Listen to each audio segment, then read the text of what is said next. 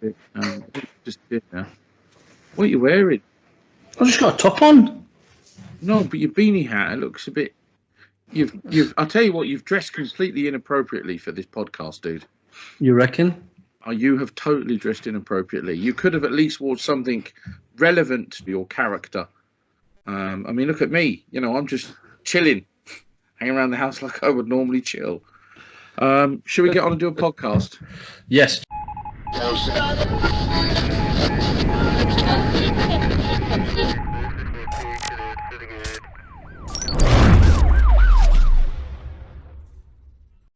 Hello, everybody, and welcome to another E5 podcast. I'm Paul Meenan.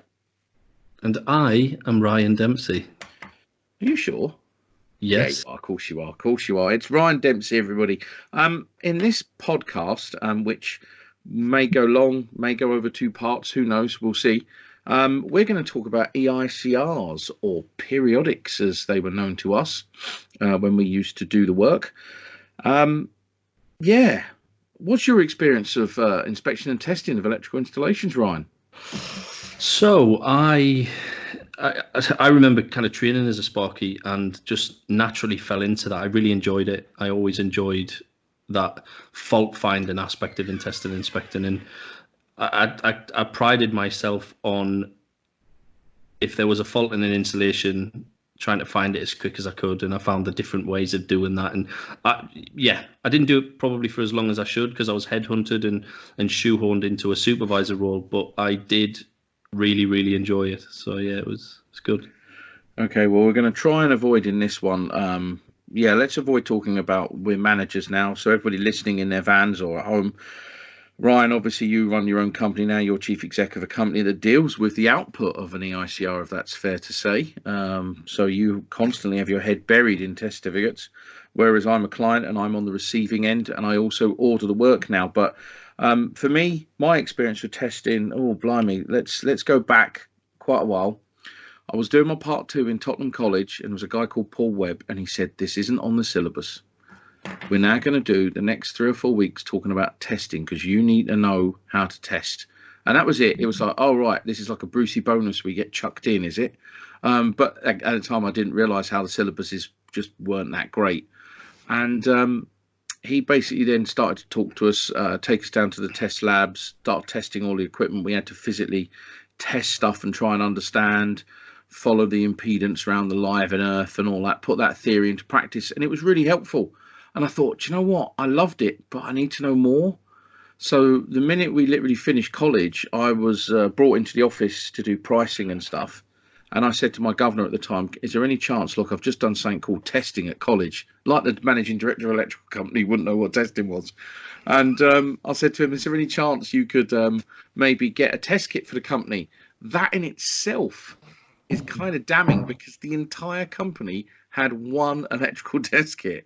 So we moan nowadays about people not having test kit, but going back to the days when I was an apprentice, I worked for an electrical contractor that had one test kit, or you had to borrow it across jobs. So it shows you testing wasn't really done that much. But I was pricing up a job, and at the end of the job, it was about £12+ million in materials, and I asked if I could get a test kit for myself, and I'd pay him back, and he just rang up the wholesaler, and I managed to get the Robin KMP 3050 digital set. It was a hard solid case with foam innards, and it had the latest test kit, and it was digital, not the little wavy arrow that goes across the screen. This was digital, backlit digital. So this is all magic, you know. This is the most advanced test kit ever, and it was for years that I had that test kit. It was still very advanced. It had the D-lock, which we now know obviously wouldn't trip RCDs. Why? Because all it did was inject 10 milliamps into the RCD to saturate it, so that it wouldn't actually trip. But we didn't know that at the time. It was magic. Ooh. And I had this kit. I used it now and again. And then eventually I moved on from my apprenticeship, and I was desperate for more money, as most sparks are, desperate. And I started looking in newspapers and magazines and on this thing called the internet, but it wouldn't last. And there was an advert for inspection and testing training with a guy called Graham Moulds. And it was, I think it was about £1,600, £1,700 or something. It was the most expensive thing I Yeah. ever paid for, and it was like 12 weeks of evenings. And I went to it, and this old man with a white beard, the irony, was bouncing around the room with enthusiasm and passion. And he was so, I remember I could even do an impression of him. He used to go, yeah, lovely, BSEN 61008. What's the maximum disconnection time at I Delta N? And you'd be like, what the fuck? What? Who is this nutter? What are you talking about? What? I don't even know what. Okay, I feel, and after 12 weeks, he had the entire classroom literally just rolling off the tongue all of the I delta N trip times. We'd be able to say, well, if it's a BS 4293, it's 200 milliseconds, but if it's a 61008 or 61009, it's 300 milliseconds. Cocky young chaps that we were. But he infused us with passion and knowledge. The 2391 exam itself was actually, I hate to say this, it was actually really easy. And do you know Get why out, it was easy? Do you Paul. know why it was easy? Because this man had turned a room full of frustrated electricians into passionate knowledge bombs. And we literally flew through the exam, and it wasn't a multi-choice. No, it True wasn't. story. So let me just apologise on behalf of E5 Sorry. for Paul coming out and saying that the original 2391 was easy.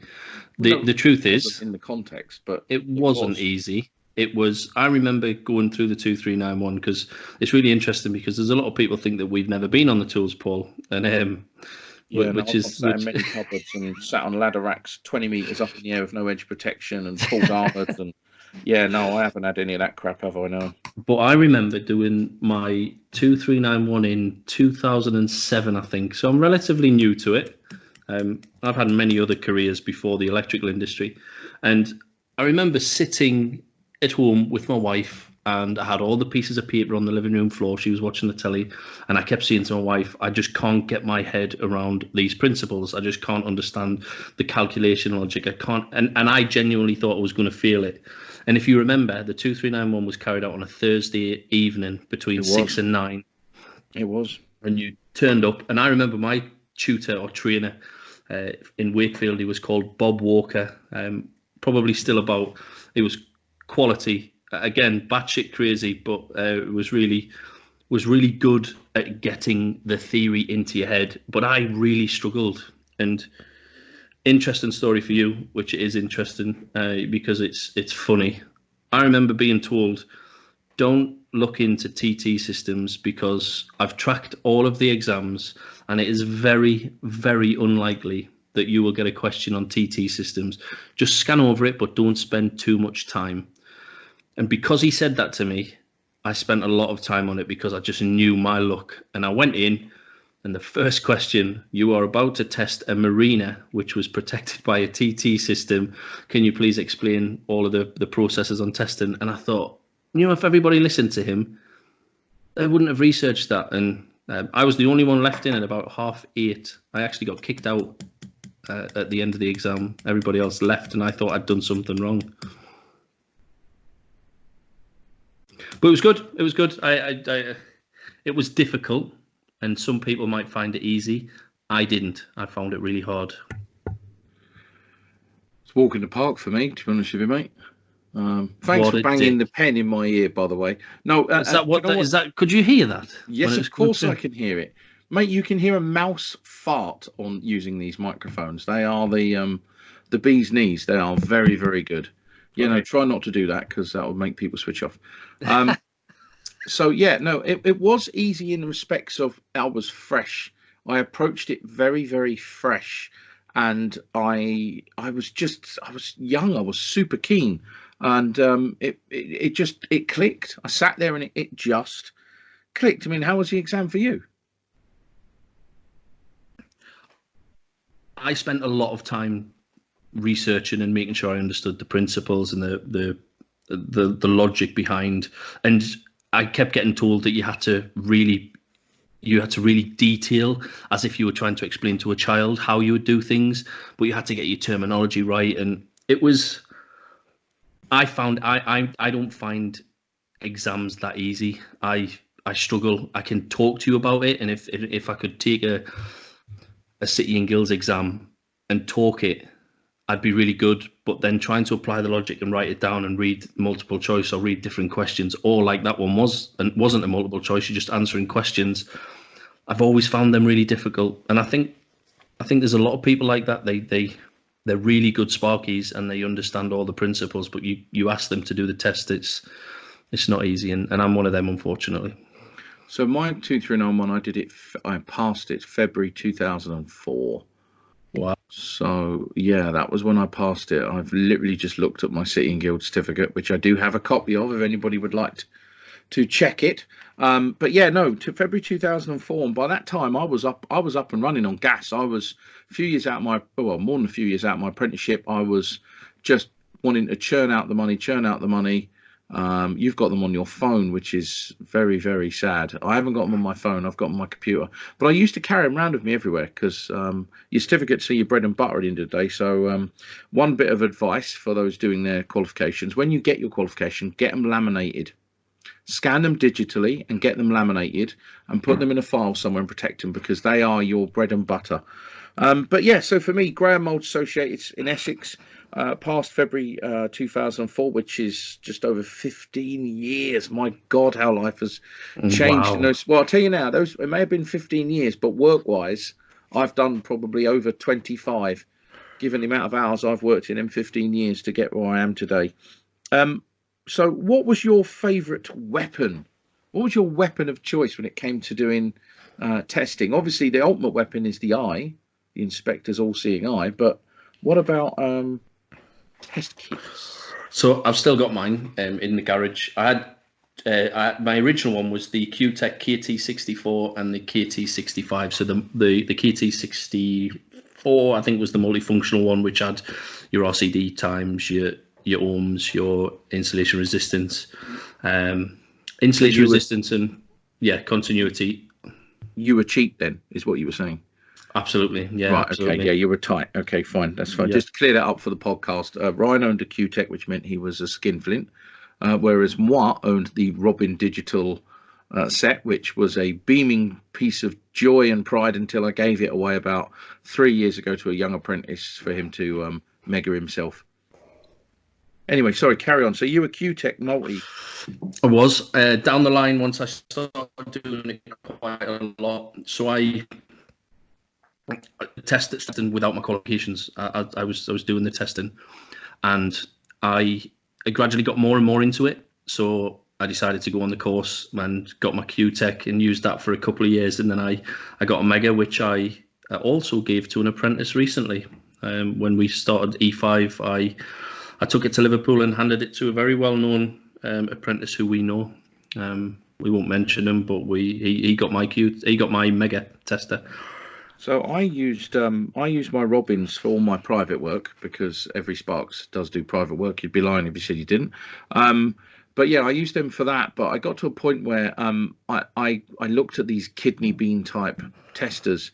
And when I was doing some work for the gas board and doing it for a testing company, they introduced me to a Metrel bit of kit, and it was an all-in-one multifunction tester.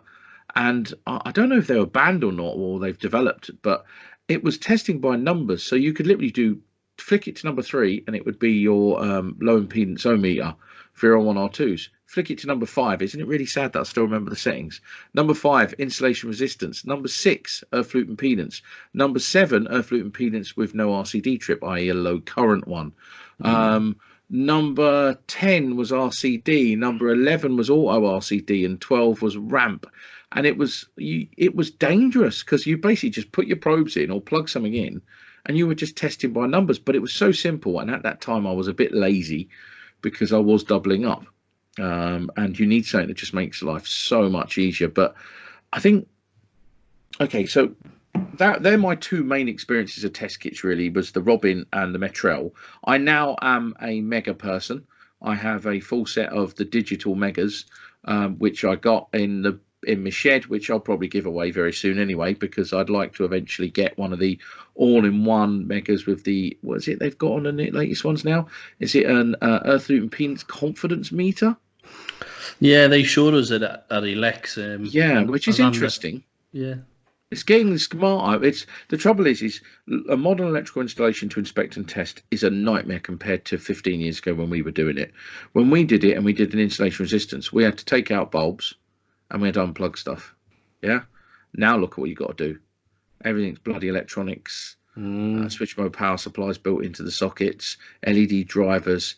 It's a nightmare. How did you find doing when you were actually doing the inspection and testing? What were the most common things that you found and was just a bugbear for you? Maybe shouldn't share this, but it's good CPD for people, and it's not something that I'm super proud of. Especially now the position we are in the industry and talking to people a lot about safety and so on. And one of my bugbearers was kind of DIYers and sparkies cutting corners when you were testing, because if you tested it right, it wouldn't matter because you'd find it. However, there were, like you say, you get yourself into a routine where you cut corners and you do things a little bit quicker.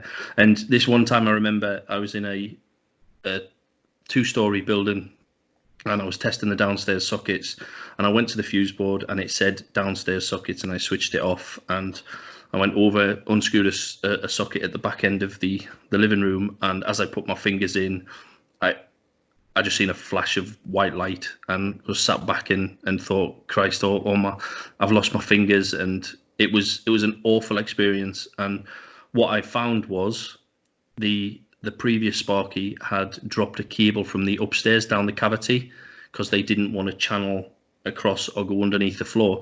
And as much as people probably see that they don't, you find that a lot when you're a tester. When you go out and you test, you find things corners that have been cut, and you learn from these experiences. And it was quite sad. I learned a lot that day. Well, I've had ashamedly one what I would consider shock. It was in a farm. I was doing a private job for my brother who stored hardwood flooring at this farm. All I was doing was putting, again, being a good boy, RCD fuse spur off the socket with just a couple of extra points. That was it. And the connection I couldn't find where the board was at all. Literally walked all around this farm. So I thought, okay, I'll do it live. Like an idiot, used the wrong set of pliers. As I was going in, it touched the live conductor as I was putting it into the terminal.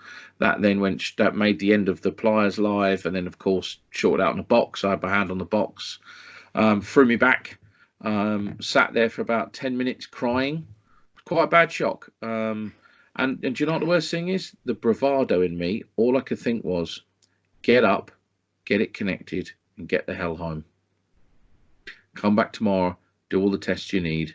But get the damn thing livened up, go home, sort yourself out. And I did. I had to get up. My hands were trembling. It was awful.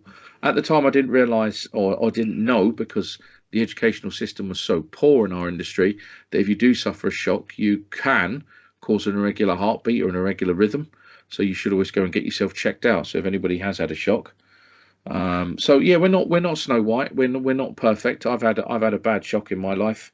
And that's why for me inspection became key. When I learnt what to look for, this is why I always say to people, when you go and make the effort to learn how to inspect an installation, one of my bugbears, and I don't know if this is CPD, the term test and inspect, fuck off. Seriously, I know it sounds really nerdy. It's not test and inspect, it's inspect and test. Now I know there are people going, oh my god, Paul, you wanker, what's wrong with you? Just get over yourself. It's the intent of the narrative. You do not test before you've inspected. If you're a professional inspector, you will use the correct terminology. Otherwise, clients and people who are clued up will think you're a bit of a bell end. The amount of people I know who call themselves a test and inspect engineer, you just sit there and go, oh great, you're just going to work live, you're just going to walk dangerously, you don't really know what you're looking for anymore. Whereas the value of inspection and test, the guy will place more value into going in and going, right, where is the bonding? It's in chapter 13 of fundamental principles. I need to verify that. How do I verify it? Wander leads. Do you know, again, this is one of my bugbears. When I was testing, so many people didn't know how to do the wander lead test. But they couldn't work it out as well. So I had one guy come up to me and he said, I've just tested the bonding. And I went, yeah. And he said, it's below 0.0 1, which was the maximum of his meter, and I was like, uh, mm, really? It's not a massive cable, sir, and it's quite a distance. How do you get that one out? And it turned out I was taught, okay, rightly or wrongly, I was taught that in the on-site guide there's a table where you basically know the milliohms per meter of the cable size. I can't remember the table number off the top of my head. I do apologise. Table 11. Table 11, good on you. So you would then say 2.5 mil. You get a drum of 2.5 mil single, yeah, out your van, and 2.5 mil milliohms per meter. You times it by the length and all that malarkey divided by, and you'd get what your resistance to your cable is. Okay, so you get 100 meters. That's resistance to your cable. So you work it out mathematically. Then you get your tester. You connect all the leads up properly. You short and null the leads out, but you don't do it crisscross like most people do. You do it flat back to flat back, because that I've seen cause false readings. So that's a tip for you straight away. Flat back to flat back on your probes. Otherwise, if you're crisscrossing, you're not really getting a proper connection. Zero out your leads. Then measure your drum of 2.5. It should mathematically and resistance wise match perfectly. You now know you've got nulled leads, and you've got a meter reel that when you connect in and null it out, you'll be able to go and do 100 meters worth of wander lead and get a bang on result. And we did it. I showed him the on-site guide, and lo and behold, we went round and we got 0.01 on everything. It was absolutely bang on. Whereas this guy, he didn't even have an on-site guide to do that. 0.01. Yeah.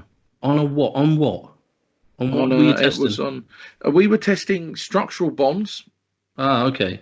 Okay. Structural bonds, a water main. This is railway stations, remember? Yeah, So yeah, everything's yeah, yeah. surfed. Everything's surfed. My God, if the new meters that came out just as I was finishing testing that went to the 0.001, you could get earth bonds that were negligible, because remember, on a London Underground station, you're inside an electrode. Yeah, so just the reason why I question that is Go on. if you imagine a high-rise building which is full of domestic properties, so you've got your transformer which is on the ground floor, or it's just off the ground floor. It's about 50 yards from the downstairs, and then it comes into your BEMCO unit in the bottom flat. And what you'd find is, and people don't normally know this, if you're commissioned as a contractor to test that high-rise building, you will find. What's a BEMCO unit, mate? Just for those listening. Yeah, BEMCO unit is your switch isolator. It's an enclosure with your switch isolator. So your cable will come from your transformer and it will isolate in there. And then you'll have a pyro or your concentric that'll leak up the property, up every 3 floors, and your 3 phase will loop up. So it's a distribution cubicle, basically. Kind of a distribution. There's okay. BEMCO units is the old make for it. Fine, so no if you're the reason why I questioned when you said 0.01 is, a Sparky who is testing would the first thing a Sparky should think about when they get 0.01 is Ohm's law. 230 divided by 0.01 gives you your fault current, and your fault current, if at 0.01, is going to be very, very, very high. Is going to be 2,300. Is that 0.1 or is it 0.01? So 0.1 is 2,300. So you're then looking at your protective devices. And it's just when you said 0.01, I'm thinking, Christ, the testing I've ever done, I've never found a circuit that's that low in resistance. Yeah, on the underground, the fault current values on the underground are always notoriously high. In fact, years and years ago, I doubt they do it anymore, but most MCBs used to be either a minimum of 10 kA or 16 kA. There used to be this is now, anyone who's old on the underground remember this, but London Underground used to make their own switchgear and everything, and including they would buy bespoke MCBs which were 16 kA rated for the energy levels, because you're effectively distributing electricity within an earth electrode. If you put it into that context, it's quite a unusual place. So 0.01 using Ohm's law for your 230 volts is 23,000 K. It's 23,000 amps. So if you're in a domestic property and you've got a row of Type B MCBs that are in there, I don't know if it protects upstream or downstream. Yeah, but remember something. Remember, we're talking about bonding, verification of bonding continuity. Yeah, we're not talking about fault current levels. Some people listening may be thinking, hang on a minute, with the bond connected into the earth terminal, you're not going to get 0.01 necessarily. This is about the resistance of the cable from the terminal to the point of connection. So Okay. that's what we were verifying. The wander lead method is verifying the bond connection on the pipe, not the prospective fault current that it Yeah. potentially would give you. Okay. Bit of a So difference there. yeah, in that respect, where does the 0.05 come from in terms of the maximum reading? Ooh, now this used to be in. I'm pretty now. You tell me to shut up, but this used to be in one of the guidance notes. I'm sure of it because it was 50,000 ohms, wasn't it? It was a transposition of 50,000 ohms. Now, if I'm really rusty, if a piece of exposed or extraneous metalwork, because you had to learn the difference between the two, was below 50,000 ohms, it was deemed suitably earthed. If it was above 50,000 ohms, it wasn't deemed suitably earthed and may require supplementary bonding, if I remember right, if it wasn't extraneous and exposed. And for the listeners, shall we define what extraneous and exposed are? Remember the magic rule of three? Yes, you've told me this 100 So the times. magic. So I learn things I try and create rules for memorizing stuff. So and it, exposed. So if you're bonding exposed, it's exposed would be something that's part of the fixed installation at earth potential and will go to voltages or potentials higher than earth, because obviously that's if a line conductor becomes loose, it goes to 230 volts. Extraneous metallic parts of an installation are let's get this right. Not part of the fixed installation at earth potentials and liable to introduce potentials greater than earth. Now, in the old days when you had lead pipes, steel cut or cast gas mains, that was a very real scenario. Now, go forward, the really cheap, stingy DNOs and network operators, they're putting in these MDPE super non-corrosive micro pipes, and a lot of electrical installations years ago were earthed via the lead water main. You go to East London, Romford, Upminster, all that, they were all lead. So the minute they changed it in the street, bang, your ZE on all your installations is gone. But the DNO didn't care because they'd got away with it for years. It's the inspector has to come round, and I did a lot of electricity metering for a long period of time of about 2 years for an agency, and it was worrying because every time we went in, I would do a ZE because I was an electrician and I was taught the proper way of doing it. And the amount of ZEs that I found that weren't compliant was probably around 70%. Wow. Yeah. In fact, it got to a point, I don't know if I should say this, but I was taught by a guy who did a lead jointing apprenticeship, and he taught me how to sweat and earth onto a pilk or a lead armored. So Wow. it did get to a point where I used to be able to fix problems myself, and I'm not going to go any further than that. But You've yes, I probably do gone have. too far. I do have brown trousers somewhere in the cupboard. Anyway, moving on swiftly. Okay. So, any other issues that you found when you were testing? Because for me, it was always about bonding. People didn't understand the premise of what was exposed, what was extraneous, how to do wander leads to prove. I mean, Christ, my house here. You saw on social media a couple of months ago. I had a gas meter bonded, I had a water meter bonded, and they were twisted together under the floor. Yeah, I've got a periodic inspection report saying yeah, it's all good. So it's that trust but verify. Make sure you I do your wander lead. I bought this house that I'm in. It's a new build, and I had the documents and checked it through. The gas and the water was satisfactory. It was had a tick and everything was fine. And you've seen the earth clamp. You've seen me wobble it, and I've now had to fix that. And then underneath my sink, the water bond wasn't even connected. It was just coiled underneath my sink. Yet it was all verified and bonded. So, yeah, it's in terms of me. I think one of the other bugbearers, specifically in the environment that I worked in, mainly in social housing, the one thing that got me and put a little bit of pressure on is the time that people used to give. You used to get, and it's all down to finance and the company you're working for saying you need to carry out 4 tests a day, or Yeah, that is bollocks, isn't it? it is. Now, when I worked for Leeds City Council, I remember a contractor who was a close friend of mine said, we're winning a contract. How many tests would you say that we can do in a day? And I said, the easiest way to prove the model is give me 10 inspections, give me 10 properties, and I will test all 10 of them, and we'll see how long it takes me. And on the first day, I was into the third test and I got kicked out the woman's house because it was 9:45 at night. I didn't have a break. I didn't have any lunch. And that was me starting at 8 o'clock in the morning. Wow. And it was 9:45 and I was halfway through my third test. So when we have And these that's people third circuit, yeah, you're talking about here. No, third property. Oh right, okay, your third property, okay. Third Just to be clear property. for the listeners, so you're through. Jesus Christ, that was insane. Are these standard like 4 or 5 circuit arrangements? These are not big ones, obviously. Yeah, 10 circuits you'd have.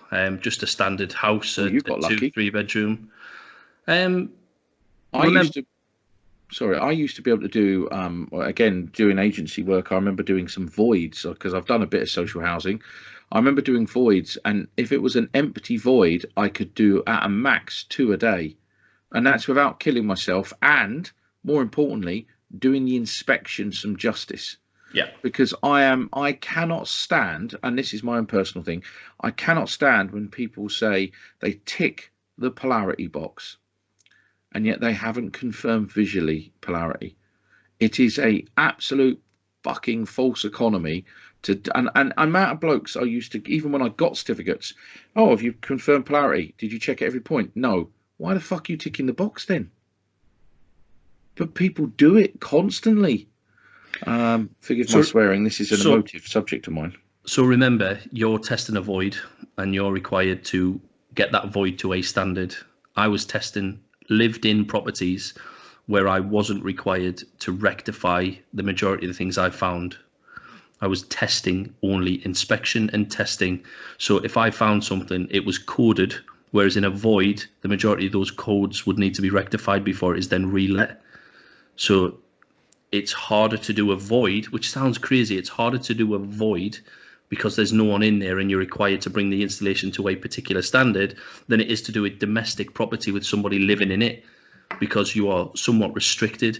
And this is something that people don't realize. When you're sent to do an EICR in a property, there are multiple things that you have to consider to whether or not you can carry out that EICR.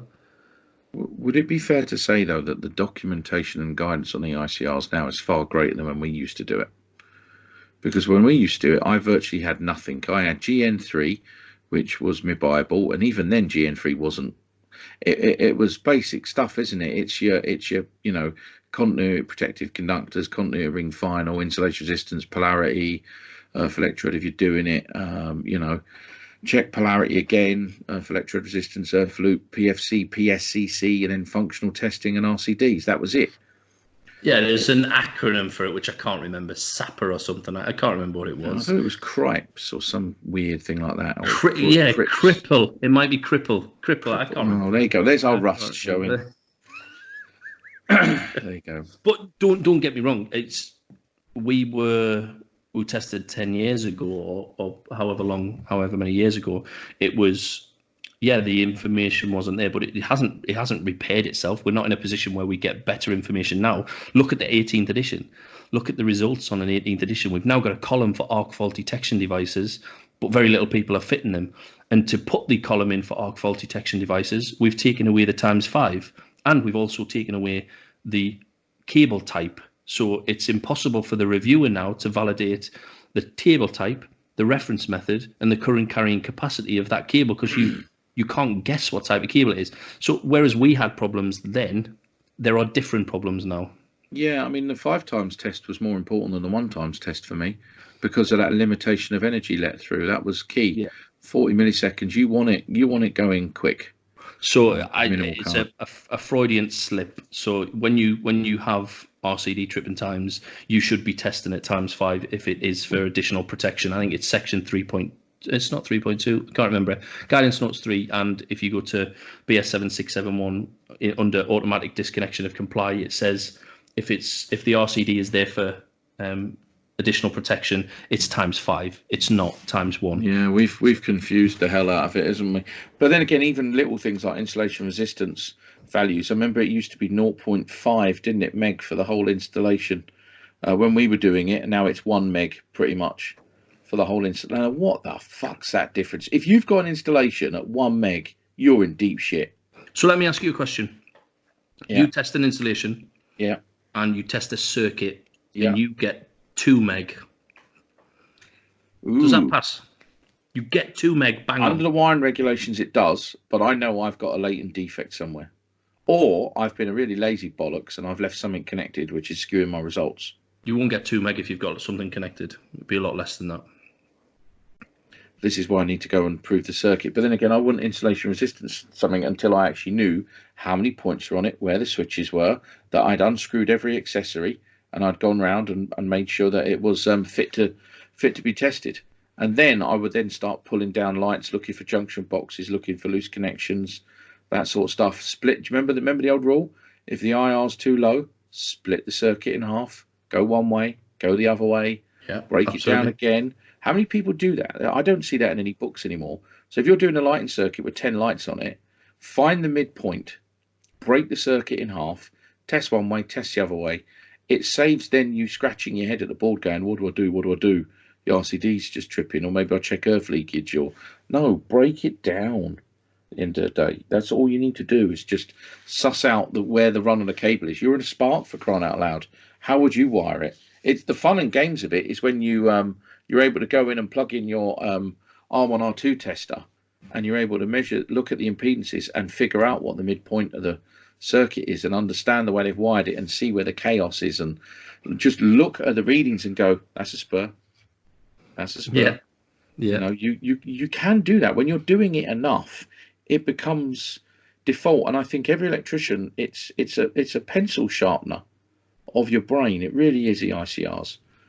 Because it's the one thing, if somebody said to me tomorrow, I need an electrician to do EICRs, and if I was unemployed, I'd go for it. Let's be honest, if I had to go back on the tools tomorrow, I would go back doing inspection and testing because it would keep the brain cells warm. It genuinely would. So let me take you back to my point, right? Yep. We've got an installation and you've tested a circuit and you get 2 meg ohms. Yeah. And it's a domestic property. It's rented. The frequency that loads of people go for is 5 years. Yeah. How long would you give it till its next inspection? Years ago, if I'm being perfectly honest, I would have been told by my boss it's every 5 years, and I would have put 5 years because I didn't know what I knew now. Obviously, now I know that it's the frequency should be determined by the inspector. But I think we could probably do a podcast just covering that alone in itself. So if you go and test and you get 2 meg ohms, would you code that on your observations? No, I'd pull the circuit apart until I got a better reading. Forgive me for saying this out loud. I would rather be sacked than do half a job. So if somebody said to me, you've got to do 4 properties in a day, if I had to spend all day pulling that circuit apart to make sure that when I left, all the IR readings were high, that the connections were good, I'd visually inspect it as much as I could, and that property was safe, then poke your 4 up your arse. And I'll happily be sacked for that. And let's be honest about it, mate. I've touched wood. I've never been sacked for doing what's right. I've been stupid at times, but I've never been sacked for doing what's right. And these companies that mandate this 2, 3, 4 a day, nah, sod that. Yeah, I agree. Dangerous. It's one of the biggest issues I can see is, say for instance, you put it as an FI because you're told you have to do 4 tests today, and you get a 2 meg ohms and you put it as an FI, and it's a failed document. With an FI, it's an unsatisfactory document. You hand that unsatisfactory document to a client and you've wrote 5 years in the next inspection because of the comments that are above where the next inspection says that you can write the next inspection there because it depends on the necessary remedial action taken. We recommend that the installation is further inspected and tested by this date. So the client will just look at that and say, right, 5 years next inspection. They don't take into account everything else. They literally just read what that says. And it says 5 years, and I think that's a big problem. I think that's a massive problem in the industry. It links to Regulation 652.1 in advising a duty holder, which in my current role, I'm a duty holder. The inspector is take consideration various parts, condition and age, but whether or not they do or not is just we'll talk about that, I think, in another podcast. So let's ask how much down in London. I'm at the other side of the country. I'm right up in Yorkshire, and you're down in London. Up north. Yeah. and you're down there. Yep. What's the average cost of a periodic inspection, or what was it?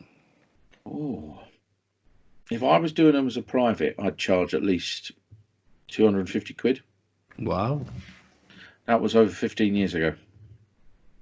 Because you need to, at the end of the day, there's no materials. This is about you, your knowledge, and making sure you're there. And I can tell you now, I remember doing um, periodics for like 200 quid or 150 quid as a favour for people who were friends of the family, and I was there at quarter to 11 because there were bugs, there were faults, there was all sorts. Here's one I'll never forget as long as I live. One of my best mates, his dad's house. Can you do him a periodic? He's got to sell the house. Fine. Open up the first socket, and I thought, that doesn't look very good. It's not very well lit. I'll all isolated, disconnected the cables so I could get a good look. And what happened? They pinged into the back of the. So it was a socket mounted onto a skirting board, and they literally just disappeared into the back of the skirting board, and it was VIR under mass tension. Mate, it took me 4.5 hours to find these VIRs. They were about half a metre away. I then had to basically try and joint them safely, and then run a new bit of cable up just to do that, and then finish the testing. And it turned out, on no word of a lie, the board was brand new. It was 2 years old. And the guy had basically clipped twin and earth up and down. And when you went up or down, there was a sea of junction boxes onto VIR. He charged him £2,500 for a board, told him it was rewired and it wasn't. And I had to tell my mate's dad that he'd been ripped off and his whole house needed to be rewired, which I would do for about 4.5 to 5 grand. So yeah, I mean, I've learned my lesson from doing the cheap ones, but you never know on an EICR or a periodic what you're going to get.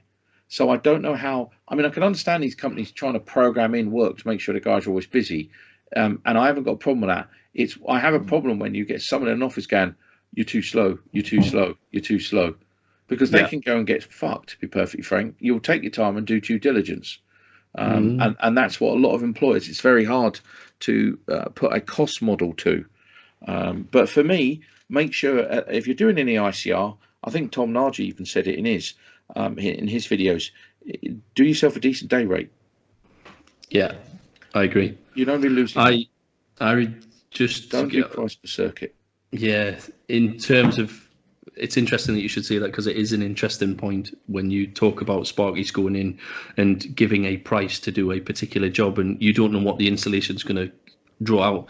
And I remember doing a test in Leeds, and I went into the property, and it was like you remember your old house near Stevenage when you walk through the first bit of your house, that the porch bit. Well, that's where the consumer unit was. It was in there, but it had been screwed to breeze block. And when I took the front of the consumer unit off, the whole consumer unit kind of leaned towards me, and the only thing that was holding it was all the cables. And then when I looked at the Sparky had just put 4 brass screws straight through the back of the consumer unit into the breeze block, and just over time as it had been knocked. So I'm thinking, oh my God, I'm now accountable for this. So yes, you are. I'm here to test it, but I then had to take every circuit out, re-terminate that board, put a back box on, stick that onto the wall, did all of that. And because I didn't give them a price for it, I'd just give them a price to do the test. I did it all, terminated it all, got it all tested, handed the document to them. And then as I was walking out, the owner of the property lost her temper with me because the consumer unit was now an inch further out, and she already was knocking her arm on it. And she asked me to completely relocate the consumer unit. And I was like, oh my God, I was only here to test. And wow, the argument I had with that, and the amount of money I lost on that day because I'd spent a lot more time, I felt a duty to, I can't just leave that like that. Yeah, this is the trouble with doing the ICRs on a void. You need to be in touch with the customer. For me, if somebody says to me, test my house, I'll say, look, it's going to be 300 quid minimum. If somebody asks me at the weekend to do it, I'd say, right, it's 300 quid minimum, and that's if I know you. And basically, I'll be there all day, and if there's anything mullered, I'm not going to be responsible for it. I'm going to stop before I proceed, and you're going to have to pay me a reduced rate as a minimum. So it's almost an attendance fee. It's like a call out fee. So if you're there for a couple of hours, I want 100 quid, period. If I then start opening up sockets and lights and finding all sorts of mess, then I'm going to stop the inspection. Because remember, again, we inspect codes. Now, years ago, you remember it was C1, C2, C3, and C4, and C3 and 4 were no real different. But C4 doesn't comply to 7671, which was such an open statement. C4 was the most thing that people coded. I know there's people nodding in their vans going, "Oh yeah, C4 doesn't comply with 7671." What the fuck did that mean? That meant any regulation under the sun, if you thought about it, it wouldn't comply. Ka-ching, you could fail an installation.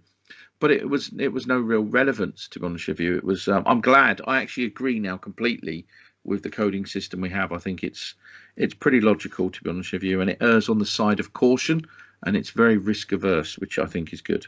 Yeah. So yeah, costing for me. Do not, and I know a lot of electricians are going to hate me for saying this. Do not go with this price per circuit bullshit. It is literally contributing to the race from the bottom. I've probably lost some friends in saying that, but it is a crock of shit. Do it as a day rate. Yeah, if people want to do it price per circuit, if you're doing a big school or big office block, yeah, you know from doing testing, if you're pricing it right, I've got to do a floor on an office building and I've got 8 hours on a night shift. Fine, I'm going to need 7 men. I need to pay them a day rate and make a margin. I may have a 12.5% margin plus 10% risk. And that's what I'll do. Yeah, I'm not going to go in and go, is this a single phase circuit or a 3-phase circuit? And what am I going to charge you? I'm not going to do that. I'm just gonna price so that I'm not losing money for my men and money for my business. So that's what I'm going to do. What's your view on costing? So I've seen the scale from right at the bottom and all the way to the top. I agree. You shouldn't price it on a circuit. There's too many arguments on that. I've in my time as a Sparky, I used to charge £145 up here for a test for a periodic inspection. Wow, do you want to come and do my house? Yeah. Just shows you how insane London is. But then when I moved away from that into the client role, I have seen costs from £34 per periodic inspection on a domestic property, all the way up to £495 for a periodic inspection. I have seen the full scale. That is insane. Yeah, that's insane. I mean, we've seen adverts recently on social media where they wanted, I think it was £8 an hour in Scotland for, and it was a gold card 2391 time served to do testing. And you're thinking, the worst thing is there are jobs out there. One of my best mates that I did my apprenticeship, not with, but we at the same time, he was telling me years ago that there were companies out there that would pay you like £9.50, £10 an hour, and they'd want 12 hours a day out of you to do testing of like containers, you know, like the office containers that go to sites, and they'd pay you pittance. And that's the trouble. There is always a market for cheap labour, and I think our industry is a skill and a science. And I think there is no room for cheap labour. I sit now and watch McDonald's workers getting £10 an hour and minimum London wages, but our trade has never gone up. But we know why, because the rates are fixed by an organisation which is told to by the employers, don't put the rates up. And it's amazing the spectrum of different rates. For me, as an electrician, don't go to work for less than at least, I'm probably going to get shot for this, I think £25 an hour. If you're skilled and qualified and you've got 5 years behind you, you're wanting, let's be honest about it, you're wanting at least £200 a day in your pocket. You really are. I know some people will be on 100, 150, their mates improvers, but that's the goal. Christ, you go on a Crossrail and Jubilee Line extension, they were getting £1,000 for 4-hour shifts, Sparks. On the Jubilee Line extension, 4-hour shift, £1,000. Sparks were working for 4 hours. It's a true story. They worked for 4 hours. They were having 4 hours off and then going back to work for 4 hours. And that's how they got the Jubilee Line done towards the millennium. Blokes were coining it in. I knew a bloke who went out and bought a BMW cash. They were coining it in.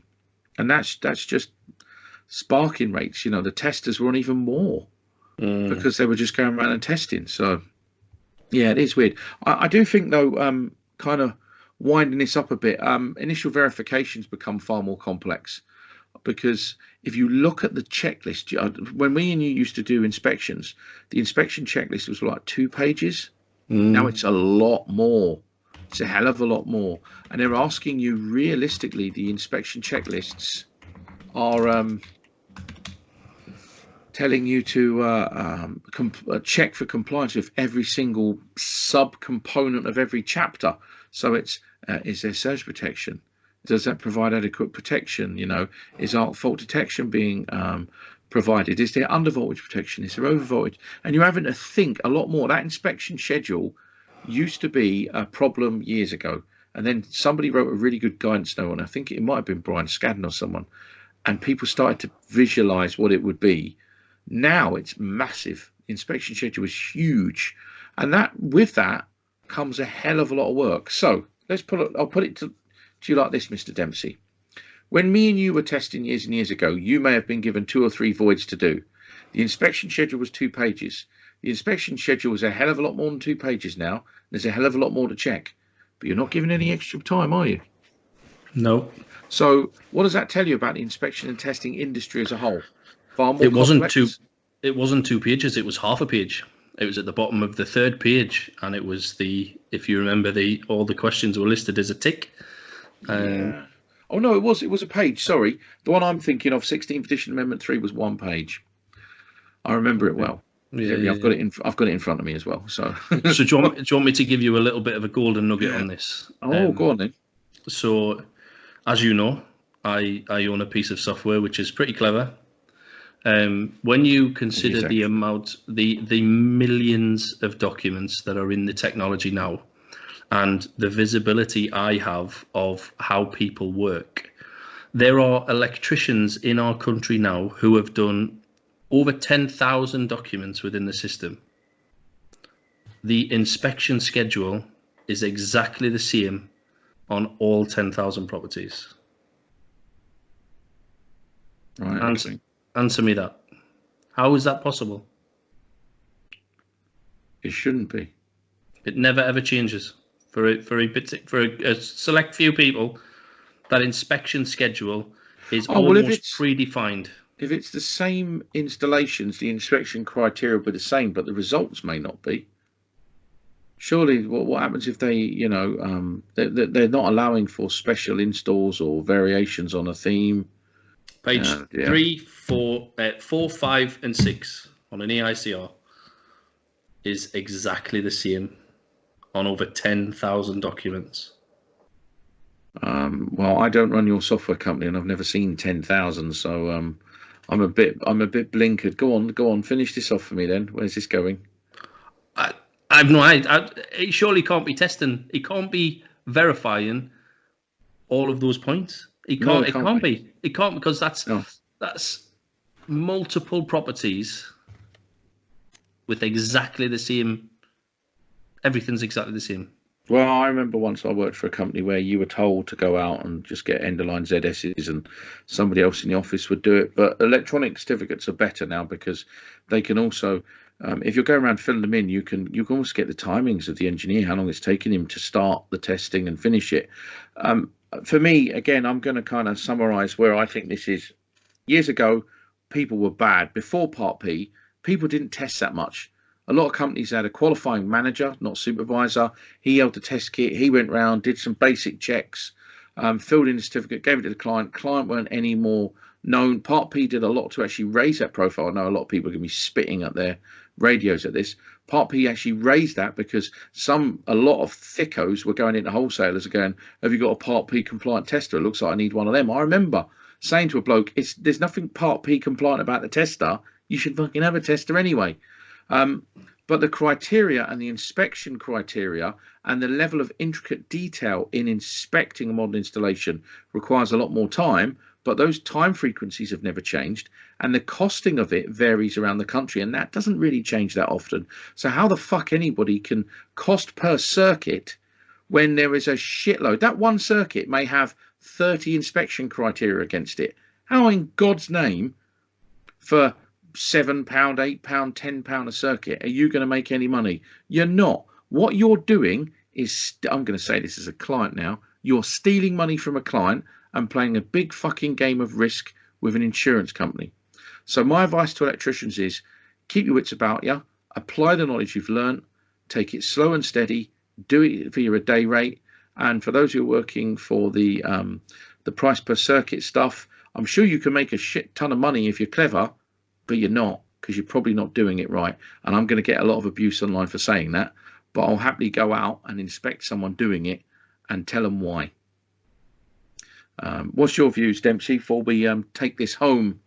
I would only like to say that it would be, again, I'm the same as you. If anybody ever needs any help or wants to kind of understand the principles and the calculations and understanding what's presented on their test equipment, then our door is wide open and we're more than happy to talk to them. And what I would say is, if you're a tester, it doesn't matter where you're testing, it is very important for you to understand what number comes out on your test equipment and how you interpret that number. Like you said earlier on with table 11 or table 9 in the on-site with the resistance cables, you should see a number and instantly in your head think that's potentially about a 50-meter long circuit. And experience over time will get you to that it's point. the development of competence that takes a lot of time and energy. It does. Okay, so I think what we need to do is we need to stop here, because I don't want to be going into 2 hours. But what we'll do is we'll restart again, and we'll maybe look at some golden nuggets and gems, but we'll take it from a different perspective. We'll put it from a client end user perspective. We'll talk about it from that, and then we can have a double bubble. What do you think to that? Should we do that? Whatever. Brilliant. Right. Okay. Well, Mr. Dempsey, say goodbye. Goodbye, everybody. Thank you for listening.